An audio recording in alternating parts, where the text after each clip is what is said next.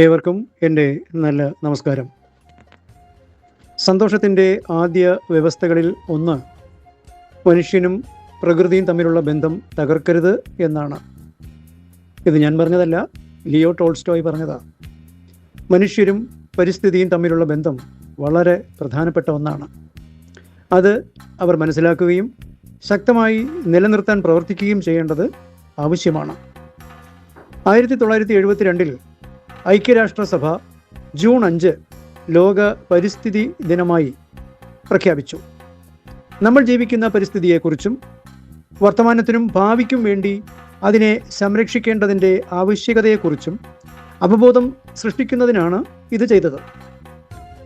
1974 ലോക പരിസ്ഥിതി ദിനാചരണത്തിൻ്റെ ആദ്യ മുദ്രാവാക്യം ഒരേ ഒരു ഭൂമി എന്നതായിരുന്നു.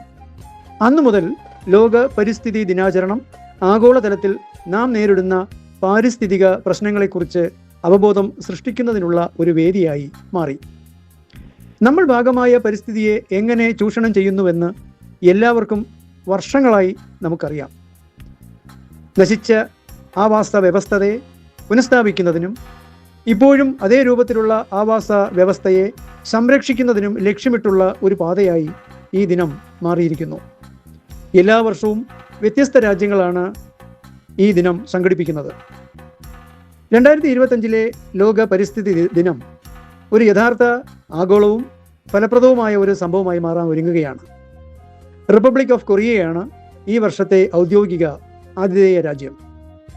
28 വർഷത്തിനിടെ ഇത് ആദ്യമായാണ് ദക്ഷിണ കൊറിയ ലോക പരിസ്ഥിതി ദിനത്തിന് ആതിഥേയത്വം വഹിക്കുന്നത്. 2025 ലോക പരിസ്ഥിതി ദിന തീം പ്ലാസ്റ്റിക് മലിനീകരണം അവസാനിപ്പിക്കുക എന്നതാണ്. ബീറ്റ് പ്ലാസ്റ്റിക് പൊല്യൂഷൻ എന്നതിനൊപ്പം പ്രൊമോട്ട് ചെയ്യുന്നത് സമുദ്രങ്ങളും തീരപ്രദേശങ്ങളും മുതൽ നാം കഴിക്കുന്ന ഭക്ഷണം വരെ നമ്മുടെ ലോകത്തിൻ്റെ എല്ലാ കോണിലും പ്ലാസ്റ്റിക് മാലിന്യങ്ങൾ എങ്ങനെ നുഴഞ്ഞു കയറി എന്ന് ഈ തീം എടുത്തു കാണിക്കുന്നു. കാലാവസ്ഥാ വ്യതിയാനം ജനങ്ങളുടെ ജീവിതത്തെയും ആരോഗ്യത്തെയും പല വിധത്തിൽ ബാധിക്കുന്നു. സുരക്ഷിതമായ കുടിവെള്ളം, ശുദ്ധവായു, പോഷക സമൃദ്ധമായ ഭക്ഷണ വിതരണം, സുരക്ഷിതമായ താമസ സ്ഥലം എന്നിവയെല്ലാം അപകടത്തിലാണ്. കൂടാതെ ഇത് ആഗോള ആരോഗ്യ മേഖലയിലെ പതിറ്റാണ്ടുകളുടെ പുരോഗതിയെയും ദുർബലപ്പെടുത്തിയേക്കാം. വായുമലിനീകരണം, മാലിന്യ സംസ്കരണം, പ്ലാസ്റ്റിക് മാലിന്യങ്ങൾ, ആർത്തവ ശുചിത്വം എന്നിവയിൽ മാത്രം ഒതുങ്ങി നിൽക്കാതെ പ്രകൃതിയുമായി ദീർഘകാല സുസ്ഥിര ഐക്യം ഉറപ്പാക്കുന്നതിനായി വിവിധ മേഖലകളിൽ അവബോധം വളർത്തുന്നതിനുള്ള ഒരു വേദി സൃഷ്ടിക്കാൻ ലോക പരിസ്ഥിതി ദിനം അവസരം നൽകുന്നു. ഒരു തൈ നടുക, പ്ലക്കാർഡുകൾ പിടിക്കുക, മുദ്രാവാക്യങ്ങൾ വിളിക്കുക, ഒരു റാലിയിൽ പങ്കെടുക്കുക, ഇതെല്ലാം തീർച്ചയായും നല്ലതാണ്, ഒന്നാണ്. പക്ഷേ എല്ലാം അല്ല എന്നും നാം തിരിച്ചറിയണം. നമ്മൾ ഏത് തരം പരിസ്ഥിതിയുടെ ഭാഗമാണെന്ന് നമ്മൾ കൂടുതൽ ബോധവാന്മാരാകുകയും അതിനെ സുസ്ഥിരമാക്കാൻ ശ്രമിക്കുകയും വേണം. അത് ചെയ്യുന്നതിന് ഇതെല്ലാം ഒരു ദിവസം മാത്രം ചെയ്താൽ പോരാ, മറിച്ച് അത് നമ്മുടെ ജീവിത ശൈലിയാക്കുക. യഥാർത്ഥ മാറ്റങ്ങൾ വരുത്താൻ നമുക്ക് ഒരുമിച്ച് പ്രവർത്തിക്കാം.